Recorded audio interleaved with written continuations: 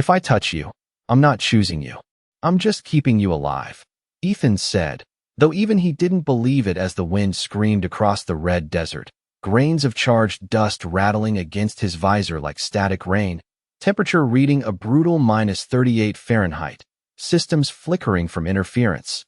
And there she was, half buried in frozen sand, skin glowing a dim blue beneath the crust, too still for comfort, too warm on his thermal scan to be gone, his breath fogging the inside of his helmet as he hesitated.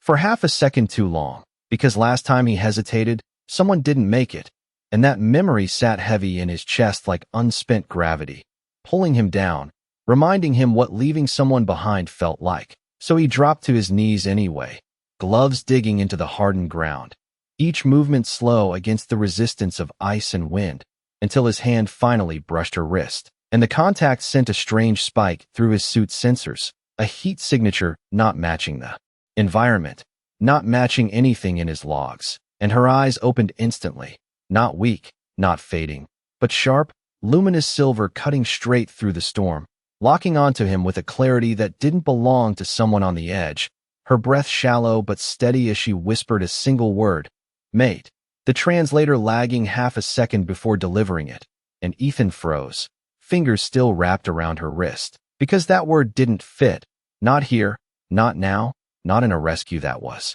supposed to mean nothing more than survival. But the way her body leaned, subtle, almost involuntary, toward his warmth, the way her breathing began to sync with his suit's rhythm, something deeper than language stirred, something biological, automatic, and completely outside his control, he pulled back instinctively, heart rate spiking. But the moment the contact broke, her temperature dropped on his display, a sharp decline that made his stomach tighten, and the wind howled louder, as if the planet itself had an opinion. Ethan clenched his jaw, looking out across the empty horizon, knowing no one was coming. No rescue beacon strong enough, no backup within 50 miles, just him, her, and a choice that felt heavier than it should, because this wasn't just about saving a life anymore. Not with the way her eyes followed him, not with the way that one word echoed in his mind, reshaping everything he thought he understood, and somewhere in the distance, beyond the ridgeline, a low, resonant call rolled across the desert, deep and searching, not quite a sound his translator could process, but close enough to trigger a warning, multiple signatures. Approaching fast, and Ethan realized with a cold clarity that whatever she was, whoever she belonged to, they were coming for her. And if that word meant what he thought it did, they weren't just coming to find her. They were coming to find him too. And for the first time since the crash, Ethan understood that touching her might have saved her life, but it may have just changed his forever. The call came again, lower this time, rolling across the frozen desert like a signal that knew exactly where to land. And Ethan did not need the translator to understand its intent as his suit picked up 3. No. For moving heat signatures closing in from beyond the ridge at nearly 30 miles per hour, too fast for injured travelers, too coordinated for chance. And behind him the woman shifted, her fingers tightening weakly around his wrist, as if the connection between them had already decided something he had not. Her skin warmer now, stabilizing only when he stayed close. The data flashing in sharp contrast to the dropping ambient temperature, -42 and falling, the storm building, visibility down to less than 20 feet, and yet her eyes remained clear, focused entirely on him, not the storm, not the approaching signals, just him. "You felt it," she said softly, her voice steadier than it should have been, the translator smoothing her tone into something almost calm. The bond response. Ethan exhaled slowly, shaking his head as he pulled his arm free just enough to activate his external sensors. "There is no bond. I helped you. That is all." But even as he said it, his own biometrics disagreed, heart rate elevated, neural feedback spiking in patterns he had never logged before. Subtle, persistent, like something sinking beneath conscious thought. And when he stepped back again, just a foot, her breathing faltered, not dramatically, not dangerously, but enough to register, enough to make him stop moving without thinking, the silence between them tightening as the wind screamed past in long metallic gusts. And she studied him with an expression that was not pleading, not weak, but certain. "In my world," she said, "life is not given freely. It is claimed, and you claimed mine. Ethan let out a short breath that almost turned into a laugh. Except nothing about this felt like a misunderstanding anymore. Because the readings did not lie. Her survival was tied to proximity, to contact, to him, and that made no sense. Not in any human framework he knew. I did not claim anything, he replied, more firmly now, but the words felt thin against the weight of the moment. I just did not leave you behind. And something shifted in her gaze then, something quieter, almost reflective, as if that answer meant more than he intended. That is the difference, she said, barely audible over the storm. Your kind chooses. The word lingered between them, heavier than before, and for a moment Ethan forgot about the incoming signatures, forgot about the cold biting through his suit, forgot everything except the way her hand slowly reached again, stopping just short of touching him this time, as if waiting, as if giving him the decision he had already made once. Without thinking, and then the ridge lit up on his display, the shapes cresting the horizon, tall, fast, unmistakably focused on their position, and the call came a third time, louder now, closer, not just searching but warning, and Ethan knew in that instant that walking away would be easy. One step back, break whatever this was, let her people take over, let the situation resolve itself without him. But his body did not move, not away, not forward, just still, caught between logic and something else he could not name. And when her hand finally brushed his again, just the slightest contact through the glove, his entire system reacted, not alarm, not threat, but recognition, and for the first time since the crash, Ethan realized this was no longer about survival alone. It was about what he was willing to become to keep someone else alive. The wind shifted direction without warning, cutting sideways across the dunes like a blade of cold air, and Ethan felt it through the suit as a pressure change more than temperature, a sign the storm was evolving into something worse. Visibility dropping to less than 10 feet now, the horizon gone, the sky and ground blending into one endless field of red haze. And still those signals kept coming, steady, deliberate, closing the distance with a precision that felt almost intentional. His display marking them at less than 2 miles out, their speed unchanged, their formation tightening, not scattered like searchers but aligned like something that already knew exactly what it was looking for. And beside him, she did not panic, did not look toward them, her attention never leaving him, her hand still resting lightly against his glove, as if that single point of contact anchored her more than the ground beneath them. They will not stop, she said quietly, her voice carried through the translator with a calm that did not match the situation. Not once the bond is formed. Ethan swallowed, eyes flicking between her and the incoming data. Then we move, he said, forcing clarity into his tone. There is a rock formation about half a mile east. It might shield us from the storm. But even as he spoke, he knew distance alone would not solve this. Not if they were tracking something more than heat signatures. Not if they were tracking her, or worse, him. And she tilted her head slightly, studying him as if measuring something beyond words. You still think this is escape, she murmured, and for a second that irritated him. Not because she was wrong, but because she sounded so certain that he was. What I think is we survive, he replied, reaching down to help her sit up fully, his hands steady despite the tremor in his thoughts. And when he lifted her, even partially, the sensor spiked again. Not a warning, not a threat, but a synchronization, her body adjusting to his presence in ways he could not explain, her breathing aligning, her temperature stabilizing, her pulse matching his own rhythm like two systems suddenly running the same pattern. And it sent a strange, quiet tension through him. Not fear, not exactly, but awareness, as if something inside him had been waiting for this without his permission. Do not pull away, she said softly, her fingers tightening just slightly. Your body has already answered.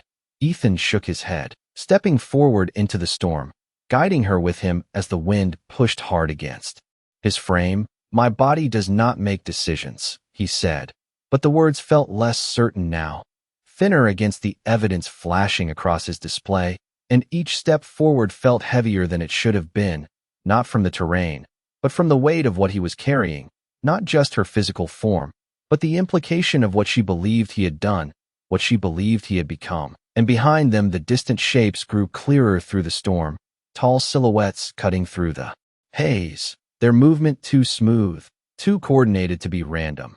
And the call came again, closer now, echoing across the dunes with a tone that was no longer searching, but claiming, and Ethan felt something shift in his chest at that sound.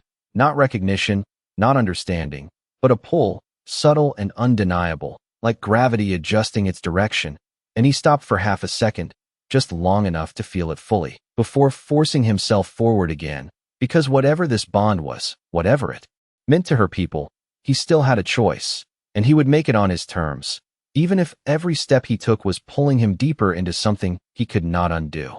The rock formation rose out of the storm like a broken spine, jagged and uneven, barely visible until Ethan was almost on top of it, his boots slipping against the frozen ground as the wind slammed into his side at nearly 50 miles per hour, alarms flickering across his visor as external temperatures plunged past -45, but he pushed forward anyway, one step, then another, her weight shifting slightly against him, not heavy, not resisting, but present in a way that made every movement deliberate, every breath measured, and when they finally reached the shelter of the stone, the wind cut off just enough to let the silence return, not quiet, never quiet, but contained, the storm now a distant roar instead of a constant assault, and Ethan lowered her carefully against the inner wall, his gloved hands lingering a second longer than necessary before pulling back.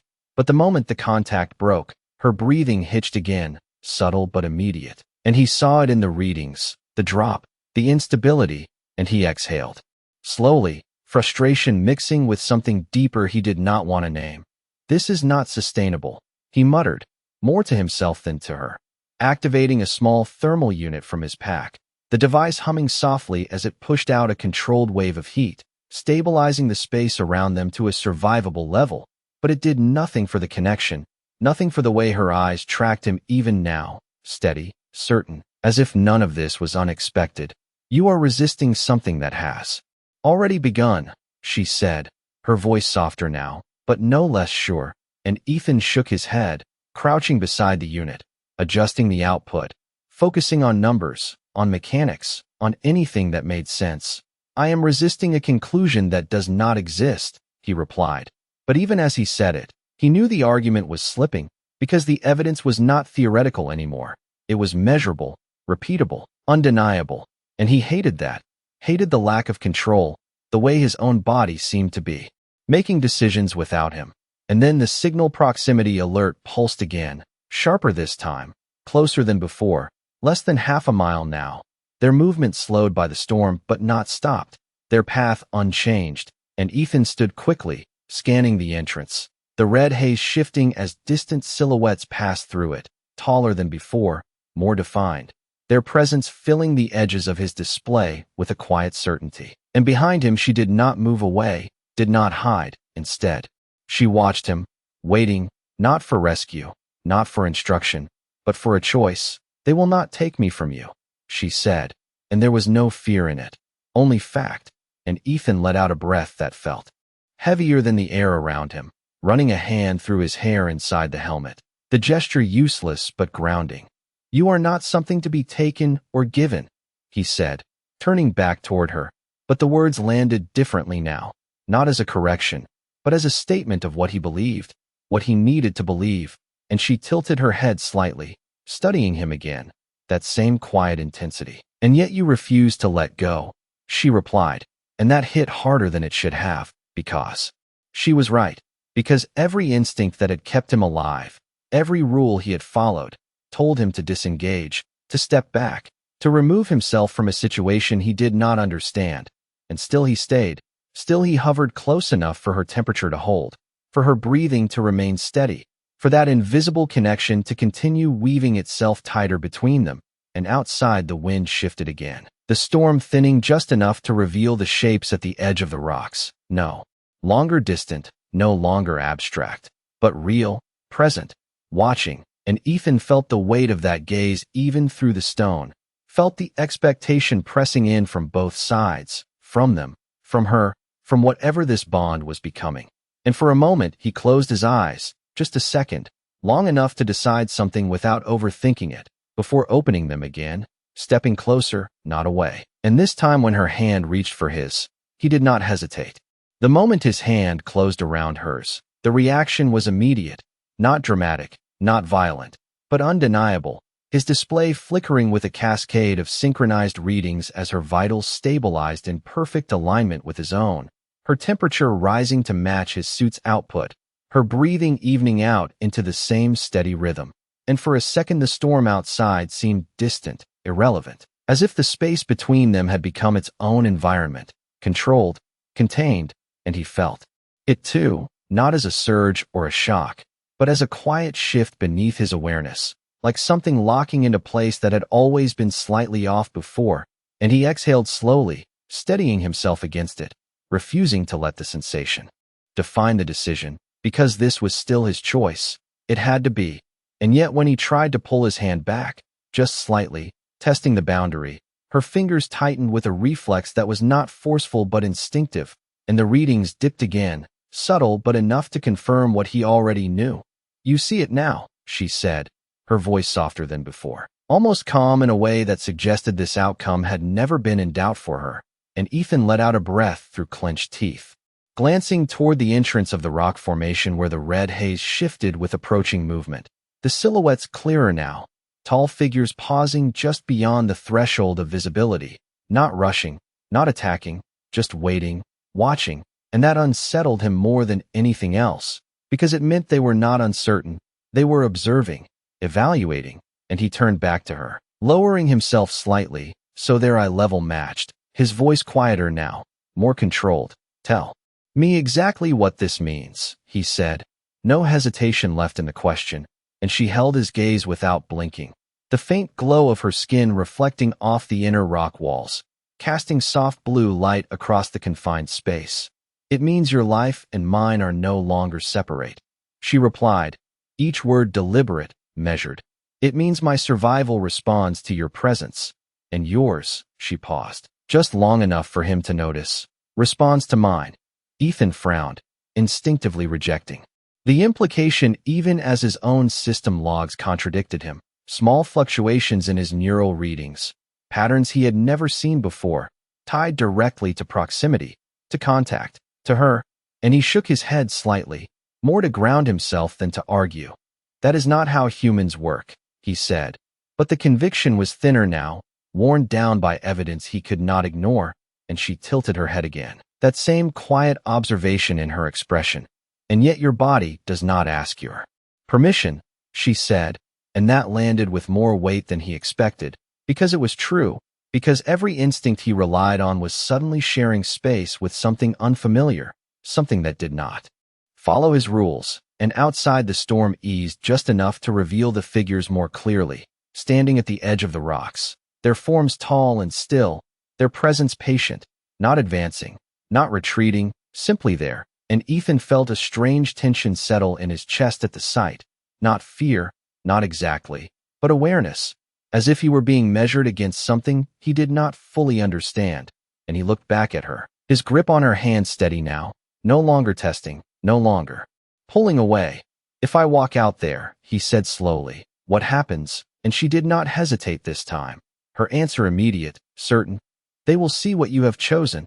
And Ethan held her gaze for a long second, the storm fading into the background, the approaching figures no longer just a threat, but a presence waiting for a decision. And he realized then that this was no longer about avoiding the bond or escaping it. It was about what he was willing to stand behind, and for the first time since he touched her, he stopped trying to undo it, and instead asked himself a different question entirely, not how to break it, but what it meant to accept it. The wind outside softened into a low, steady hum, no longer a violent force but a constant pressure against the stone, and Ethan stood there with her hand still in his, the warmth between them no longer surprising, no longer something he tried to measure or explain, just present, steady, real, and for the first time since the crash his thoughts slowed enough to catch up with his instincts, not to control them, but to understand what they were pointing toward, because this was not panic, not confusion, it was clarity, uncomfortable but undeniable, and he turned his head slightly toward the entrance where the silhouettes remained, unmoving, their shapes now fully visible through the thinning storm, tall figures with elongated frames and faintly glowing markings that pulsed in slow, synchronized patterns, not aggressive, not defensive, just observant, and it struck him then that they were not here to take her back. They were here to witness what had already happened, and that realization shifted something deep in his chest, not fear but responsibility. And he looked down at her again, her gaze steady, her expression unchanged except for the smallest hint of something softer, something that had not been there before. "You knew this would happen," he said quietly, not accusing, just stating what had become obvious, and she nodded once, slow and deliberate. "I knew the bond could form," she replied. "I did not know if you would allow it." And that word again, allow, not force, not fate, but choice, and Ethan let out a slow breath, feeling the weight of it settle into something he could carry, because that was the difference. That was what separated this from everything else he had faced. He was not being taken. He was not being trapped. He was being asked, in a way that went deeper than words. And he realized then that every step he had taken, every moment he had stayed, had already been his answer, even if he had not admitted it yet. And he shifted his stance slightly, turning fully toward the entrance now, his grip on her hand firm but not restrictive, just present, just enough to maintain the connection that now felt less like a foreign system and more like a shared rhythm.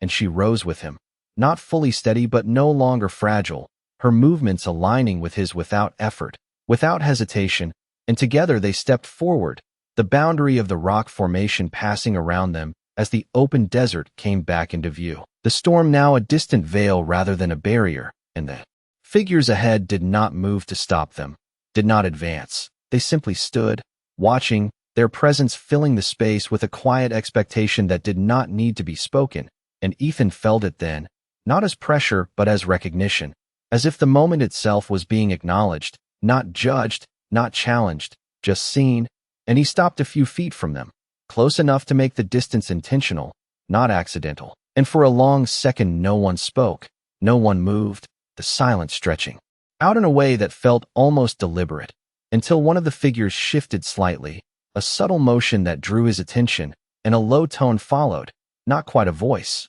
not quite a sound, but something his translator struggled to interpret before finally resolving into a single, simple phrase, "You stand?"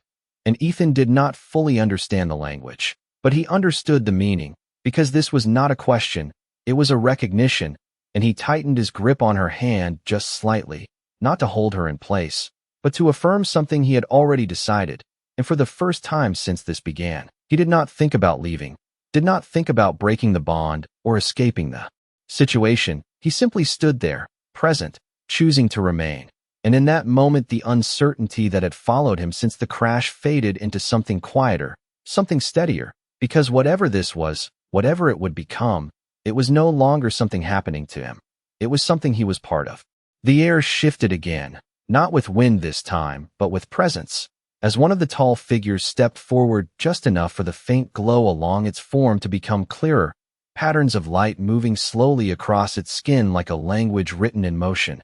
And Ethan felt Lyra's grip adjust slightly in his hand, not tightening, not pulling away, but aligning, as if she recognized something in that movement before he did. And the translator hesitated before resolving the sound that followed. A tone layered with meaning rather than words. "The bond stands," it said, and Ethan did not respond immediately, not because he did not understand, but because he finally did, not in language, but in context, in the way they had stopped advancing, in the way they did not reach for her, did not question him, did not challenge what had already been accepted, and that acceptance carried a weight he had not expected, because it meant this was not a mistake to be corrected, not a misunderstanding to be explained away. It was a reality acknowledged by both sides, and he felt something steady settle into his chest, replacing the tension that had driven him since the crash, and he shifted his stance slightly, grounding himself against the uneven surface beneath his boots, the cold still pressing through the suit, but no longer biting as sharply, because his focus had narrowed to this moment. This exchange, this choice that no longer felt uncertain, and he glanced at Lyra briefly, her expression unchanged but her eyes reflecting something new, something quieter, not just certainty but recognition, as if she was seeing him not as the one who rescued her, but as the one who stayed, and that difference mattered more than anything he had done before. And when he looked back at the figure, his voice came out steady, controlled, not defensive, not apologetic, just clear. "I did not know what I was doing," he said, and the admission hung in the air between them.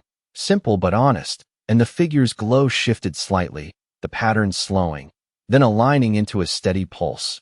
"Understanding is not required for truth," the translator rendered, and Ethan let out a slow breath, the words settling deeper than he expected, because they did not argue, did not question, they simply accepted. And behind the lead figure the others remained still, their presence forming a quiet boundary, rather than a threat.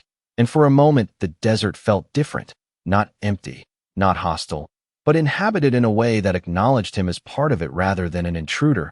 And Lyra moved slightly beside him, her posture more stable now, her weight no longer something he had to support, but something that moved with him, and she spoke again, her voice softer than before, but carrying a quiet strength. "He stands by choice," she said, not to Ethan, but to them, and that word again, choice, echoed through the moment with a clarity that cut through everything else. And Ethan realized then that this was not about proving anything, not about defending his actions or explaining his intentions.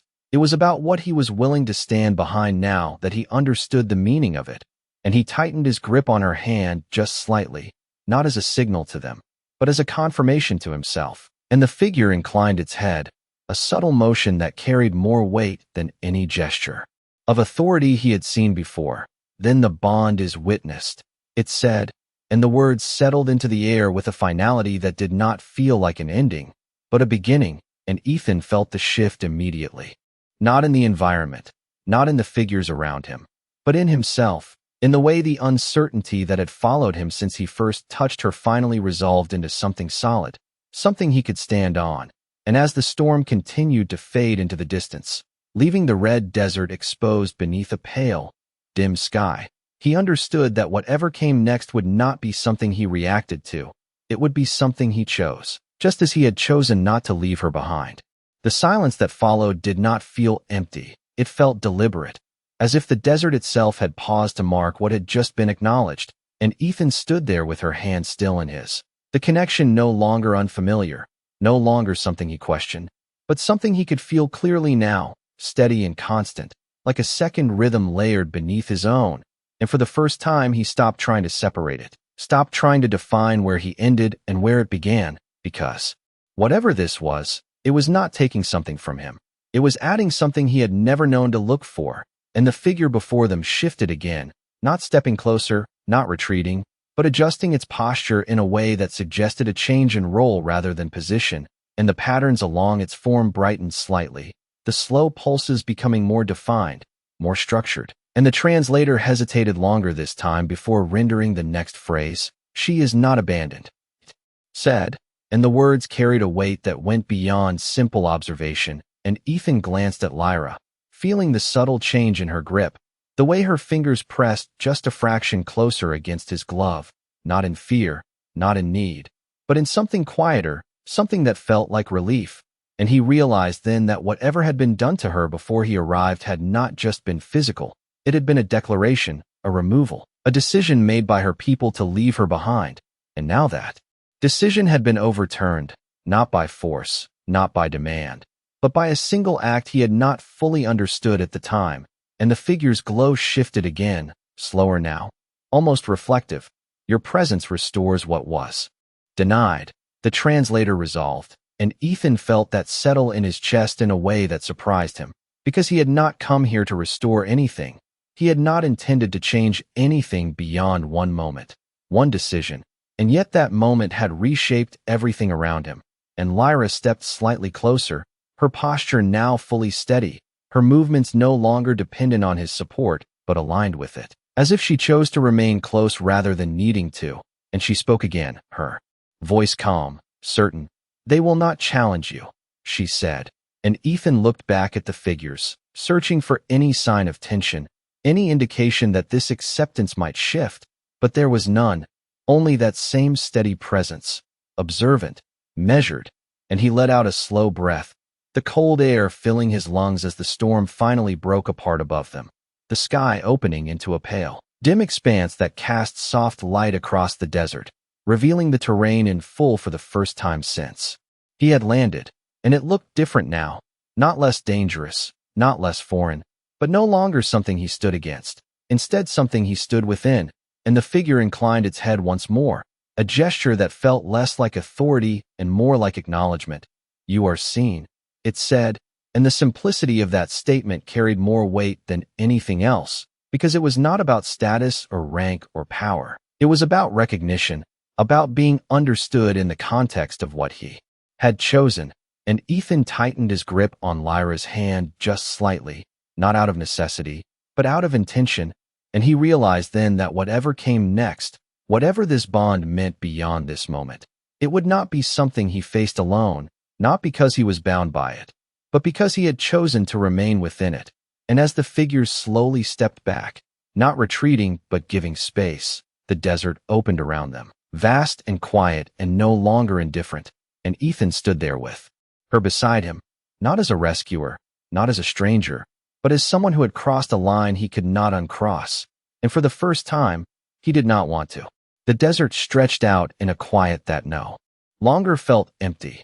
The storm, now a distant memory carried only by the faint hum of wind brushing across the rocks. And Ethan stood there with his hand still in hers, the connection steady, no longer a question, no longer something he tried to define. Just something that existed between them with a clarity he had stopped resisting. And for a long moment neither of them moved, not because they did not know what came next, but because for the first time since this began, there was no urgency forcing a decision, no immediate threat demanding action, only space. And within that space, choice. And he looked out across the horizon, the red terrain now fully visible under a pale sky, ridgelines stretching for miles, unfamiliar and vast, but no longer something he needed to escape from. And he felt it then, not as a sudden realization, but as something that had been forming quietly since the moment he chose not to walk away. He was not trying to leave anymore, not physically, not mentally, not in any way that mattered. And beside him Lyra shifted slightly, her posture relaxed, her presence no longer fragile or uncertain, but grounded, as if whatever had been taken from her before had been returned, not by force, not by demand, but by something simpler, something he understood now better than anything else.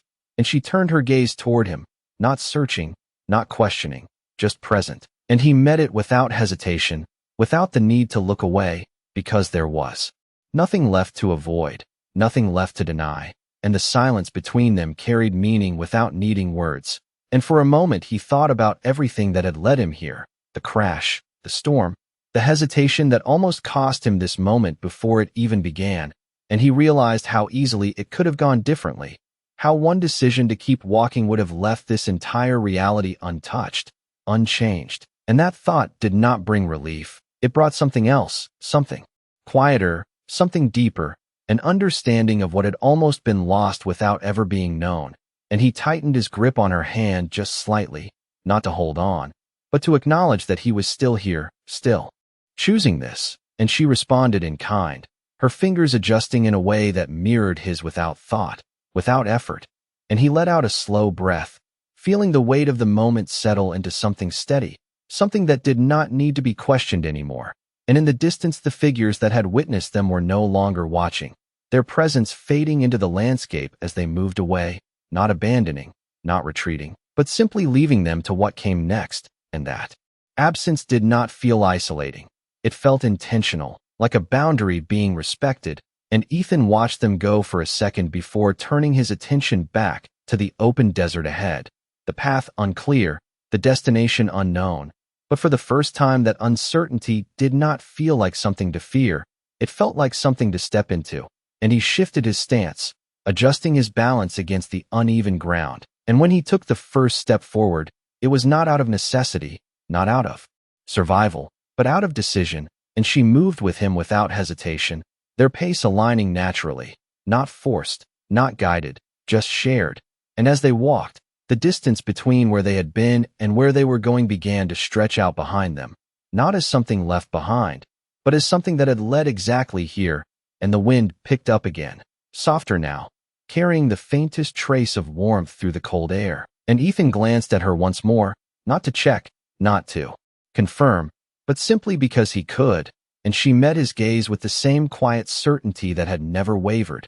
And in that moment, he understood something he had never needed to put into words before, that being human was not about having all the answers. It was about what you chose to do when you did not. And he had chosen to stay, not because he was told to, not because he was bound to, but because he could, and that, more than anything else, was enough.